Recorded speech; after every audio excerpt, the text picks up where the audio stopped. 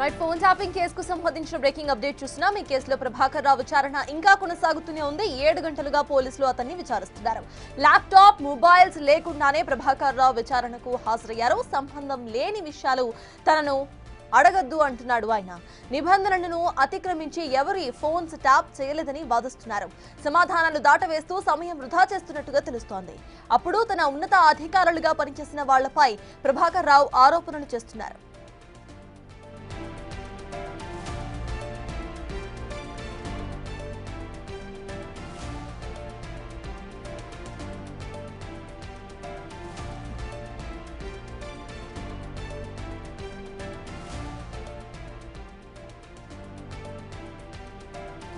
ఇప్పటికే phone tapping కేసుకు సంబంధించి ప్రభాకర్ రావు విచారణకు సంబంధించిన పూర్తి అప్డేట్స్ మా ప్రతినిధి సురేష్ అక్కడి నుండి లైవ్ లో అందించడానికి సిద్ధంగా ఉన్నారు. సురేష్, చెప్పండి. As we all expected twisted answers ఇస్తున్నట్టుగా, టైం వేస్ట్ చేస్తున్నట్టుగా తెలుస్తోంది. దీనికి సంబంధించి అధికారులు నెక్స్ట్ వ్యూహం అసలు ఎలా ఉండబోతోంది అనుకోవాలి? అప్డేట్స్ ఏంటి? అంటే రెండోసారి ప్రభాకర్ రావు విచారణకు హాజరయ్యాడు. ఈరోజు ఉదయం 11 గంటలకి జూబ్లీహిల్స్ పోలీస్ స్టేషన్కి రావడం జరిగింది. ఈరోజు కూడా తన కొడుకుతో విచారణకు హాజరయ్యాడు. అయితే ప్రభాకర్ రావు చేరుకున్న కొద్దిసేపటికే west zone DCP Vijay Kumar కూడా ఇక్కడికి చేరుకోవడం జరిగింది. విజయ్ కుమార్ జూబ్లీహిల్స్ ఏసీపీ వెంకటగిరి ఆధ్వర్యంలో ఆయన విచారణ కొనసాగుతుంది.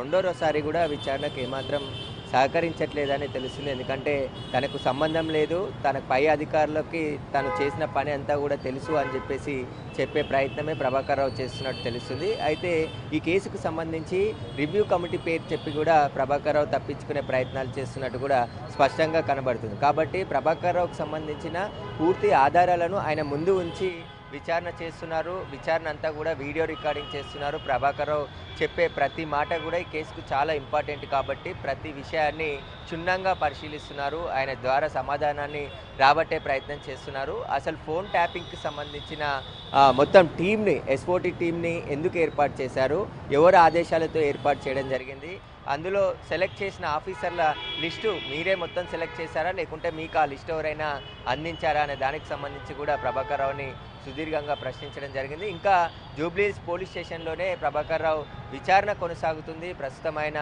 జూబ్లీహిల్స్ పోలీస్ స్టేషన్లోనే 2వ అంతస్తులో ఏసీపీ ఆఫీసులో విచారణ చేస్తున్నారు. అయితే ప్రభాకర్ రావు చాలామంది ఫోన్ ట్యాపింగ్లకు పాల్పడ్డాడని చెప్పేసి గతంలో ఉన్నటువంటి అరెస్ట్ అయిన నిందితులు స్టేట్మెంట్ ఇచ్చారు. ఆ స్టేట్మెంట్ ప్రకారమే ప్రభాకర్ రావు చెప్తేనే మేము చేశాము, డైరెక్ట్గా ఫీల్డ్లోకి కూడా వెళ్ళి చేయడం జరిగింది. అదేవిధంగా శ్రవణ్ రావుతో ఉన్న సంబంధాలపై కూడా ముఖ్యంగా ఆరా తీస్తున్నారు. శ్రవణ్ రావు ఒక ఛానల్కి సంబంధించి ఎండి, ఆయన ఏ విధంగా ఇక్కడికి మీకు టచ్లోకి వచ్చాడు, ఆయన ఏ విధంగా సర్వే చేసి, ఎందుకంటే శ్రవణ్ రావు కొన్ని సర్వేలు చేయించాడు ఎలక్షన్కి ముందు, ఆ సర్వేల ప్రకారం లిస్ట్ అంతా కూడా ప్రభాకర్ రావుకి ఇస్తే ప్రభాకర్ రావు ఫోన్ ట్యాపింగ్లో పాల్పడ్డాడని చెప్పేసి కూడా ఆరోపణలు ఉన్నాయి. కాబట్టి శ్రవణ్ రావు ఇచ్చిన లిస్ట్ ఏంటి, ఆ లిస్టులో ఎవరెవరి పేర్లు ఉన్నాయి, ఎన్ని రోజుల నుంచి శ్రవణ్ రావు మీరు టచ్లో ఉన్నారు, జూబ్లీహిల్స్లో కొన్ని డెన్లను ఏర్పాటు చేశారని చెప్పేసి చెప్తున్నారు. అందుకు శ్రవణ్ రావుకి మీరు ఏ విధంగా సహకారం అందించారు, డెన్లల్లో పెట్టిన ఎక్విప్మెంట్ ఎక్కడిది, ఆ ఎక్విప్మెంట్ని ఎక్కడి నుండి కొనుక్కొచ్చారు, వాటికి సంబంధించిన సమాచారాన్ని కూడా ప్రభాకర్ రావు నుండి రాబట్టే ప్రయత్నం పోలీసులు చేస్తున్నారు.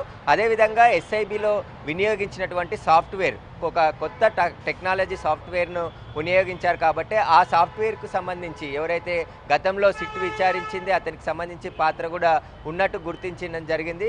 ఆయన ఇచ్చిన సమాచారాన్ని కూడా ప్రభాకర్ రావు ముందు నుంచి ప్రశ్నిస్తున్నారు. మొదట అది అమీర్పేటలో హెచ్ఎండిఏ కాంప్లెక్స్లో సాఫ్ట్వేర్ కంపెనీ ఉండేది, ఆ కంపెనీని కొండాపూర్కు షిఫ్ట్ చేశారు. కొండాపూర్లో కూడా సిట్ అధికారులు సోదాలు చేసి అక్కడ కూడా కొన్ని కీలకమైనటువంటి హార్డ్ డిస్కులు, కొన్ని సమాచారాన్ని సేకరించడం జరిగింది. ఆ సమాచారాన్ని కూడా ప్రభాకర్ రావు ముందు ఉంచి ప్రశ్నిస్తున్నారు. అసలు ఆ సాఫ్ట్వేరు ఎలా ఉపయోగించారు, అతని ద్వారా మీకు ఎవరు పరిచయం చేశారు, ఎందుకంటే ఎస్ఐబికి సాఫ్ట్వేర్ అందించే సంస్థని ప్రభుత్వం ఆదేశించిందా, లేకుంటే మీరే గత ప్రభుత్వం ఆదేశించిందా, లేదంటే మీరే స్వయంగా ఆ సాఫ్ట్వేర్ కంపెనీ ప్రతినిధితో మాట్లాడి ఆ సాఫ్ట్వేర్ని తీసుకున్నారా అనే దానికి సంబంధించి కూడా పూర్తిగా విచారణ జరుపుతున్నారు. కొన్ని సాఫ్ట్వేర్లకు సంబంధించి కూడా ఈరోజు కీలకమైనటువంటి సమాచారం ప్రభాకర్ రావు నుంచి రాబట్టే ప్రయత్నం దర్యాప్తు బృందం చేస్తుంది. కానీ ప్రభాకర్ రావు ప్రతి విషయానికి దాటవేసే ప్రయత్నమే చేస్తున్నట్టు తెలుస్తుంది. ఎందుకంటే ఆయన సీనియర్ ఐపీఎస్గా పనిచేశాడు కాబట్టి ఆయనకున్న అనుభవాన్ని అంతా కూడా ఈ కేసు నుండి తప్పించుకొని బయటపడేందుకే ప్రయత్నం చేస్తున్నట్టుగా తెలుస్తుంది. ఆయన విచారణకు హాజరు కాకుండానే 14 నెలలు అమెరికాకు పారిపోయి దాచుకున్నాడు. కానీ సుప్రీంకోర్టు ఆదేశాలకు ఎట్టకేలకు హైదరాబాద్ వచ్చాడు. ఈ కేసులో ప్రభాకర్ రావు నోరు విప్పితే సంచలనాలు బయటకు వస్తాయని చెప్పి దర్యాప్తు బృందం భావించింది. కానీ అందుకు విరుద్ధంగా ప్రభాకర్ రావు వ్యవహరిస్తున్నట్టు తెలుస్తుంది. తాను చెప్పింది రాసుకోండి, ఇంకా మిగతాది నన్ను ప్రెజర్ చేయొద్దు అని చెప్పేసి కూడా ఆయన సిట్ అధికారులనే ఒకంత వాదనకు దిగుతున్నట్టు కూడా అర్థమవుతుంది. కాబట్టి ప్రభాకర్ రావు పూర్తిగా సహకరిస్తేనే కేసు కొలిక్కి వచ్చే అవకాశం ఉంటుంది.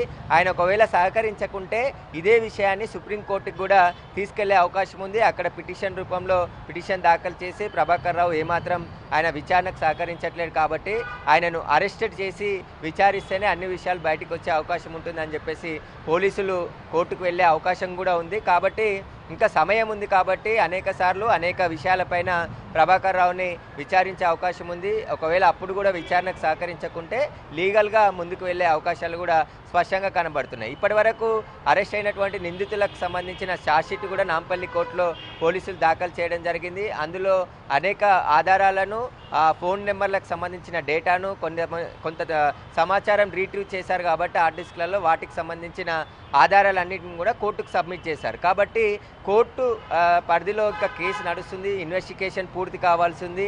అదేవిధంగా ఇప్పటికే అరెస్ట్ అయ్యి బెయిల్పై ఉన్నటువంటి నిందితులు కోర్టులో కేసు నడిచిన ప్రతిసారి వాళ్ళు హాజరవుతున్నారు. కాబట్టి ఇప్పుడు వాళ్ళు ఇచ్చినటువంటి స్టేట్మెంట్ అంతా కూడా ప్రభాకర్ రావు ముందు ఉంచి విచారిస్తున్నప్పటికీ కూడా ఆయన తనకు తెలియదనే సమాచారమే చెప్తున్నట్టు తెలుస్తుంది. కాబట్టి ప్రభాకర్ రావుని మళ్ళీ విచారణకు పిలిచిన సందర్భంలో ఏ విధంగా విచారించాలనే దానికి సంబంధించి కూడా ఇటు ఇన్వెస్టిగేషన్ టీం కూడా ప్రిపేర్ అవుతున్నట్టు తెలుస్తుంది. కానీ ఈరోజు గట్టిగానే ప్రభాకర్ రావుని విచారిస్తున్నారు.